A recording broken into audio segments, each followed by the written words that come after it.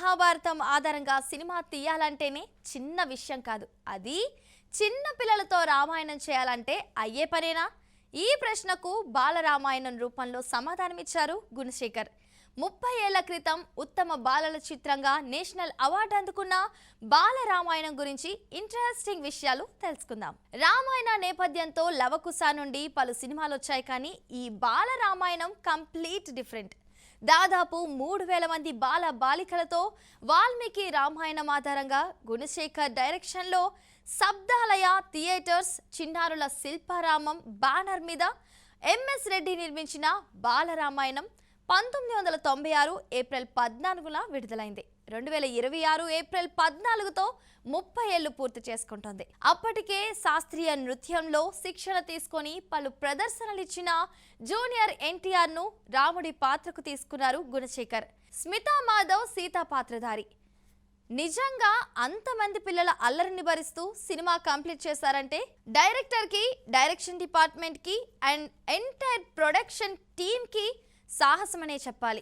ఏ పాపం అంటని దీపం లాంటి ప్రతి పసిపాప దైవానికి రూపమంటారు.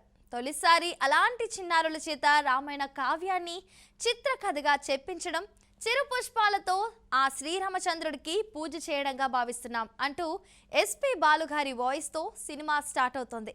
బాలరామాయణంని రామారావు గారికి అంకితమిచ్చారు.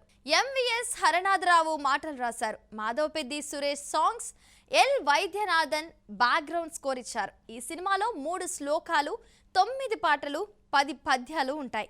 మంగళంపల్లి బాలమురళీకృష్ణ, ఎస్పీ బాలు, వాణి జయరాం, చిత్ర, జేసుదాస్, ఎస్ జానకి, ఎస్పీ శైలజ పాడారు. సాయి కార్తికేయ, రామాచారి, మాస్టర్ బీటీవీ నరసింహం, రాధా శిరీష పద్యాలు పాడారు. శేఖర్ వి జోసెఫ్ కెమెరామ్యాన్. గ్రాఫిక్ వర్క్ అంతా బాంబేలో చేయించారు.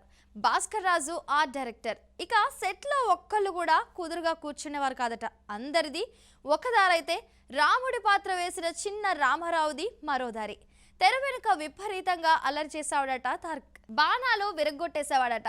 శివ ధనుర్భంగం కోసం ప్రత్యేకంగా కనబడాలని టేకుతో ఓ విల్లుని, దాంతో పాటు మరో డూప్లికేట్ విల్లుని కూడా తయారు చేయించారట గుణశేఖర్. షూటింగ్ స్పాట్ లో యూనిట్ అంతా ఒక సీన్ కోసం రెడీ అవుతుంటే ఎన్టీఆర్ మిగతా పిల్లలతో కలిసి డూప్లికేట్ విల్లుని లేపే ప్రయత్నం చేశారట. దాన్ని సులభంగా లేపేయగలగడంతో టేకుతో చేసిన ఒరిజినల్ విల్లు ఎక్కడుందా అని వెతికి అందరూ దాన్ని లేపడానికి ట్రై చేశారట.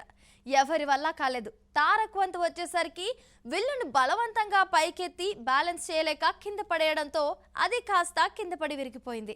డూప్లికేట్ విల్లుని వదిలేసి టేకు విల్లుని విరగొట్టడంతో గుణశేఖర్ కి విపరీతమైన కోపం వచ్చి తారక్ ని తిట్టేశారట.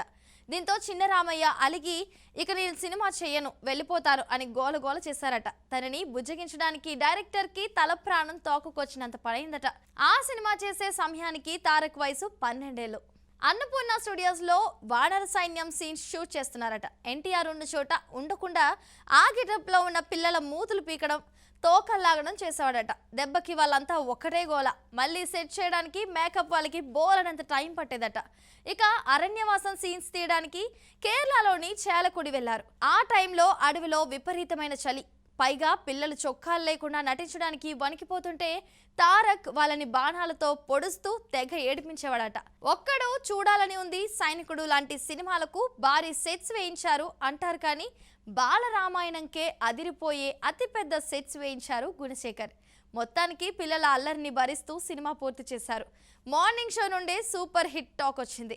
పిల్లలతో రామాయణాన్ని తెరకెక్కించాలనే ఆలోచనకే ప్రేక్షకులు ఫిదా అయిపోయారు. బాలలకు విపరీతంగా నచ్చేసింది బాలరామాయణం. రాముడిగా సినీ రంగ ప్రవేశం చేసిన తారక్ ఇప్పుడు గ్లోబల్ రేంజ్ కి ఎదిగారు.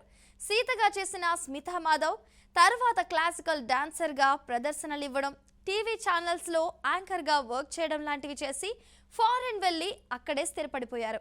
శబరిగా నటించిన సునైనా, ఓ బేబీ, రొమాంటిక్ లాంటి సినిమాలో క్యారెక్టర్ యాక్ట్రెస్ గా చేశారు.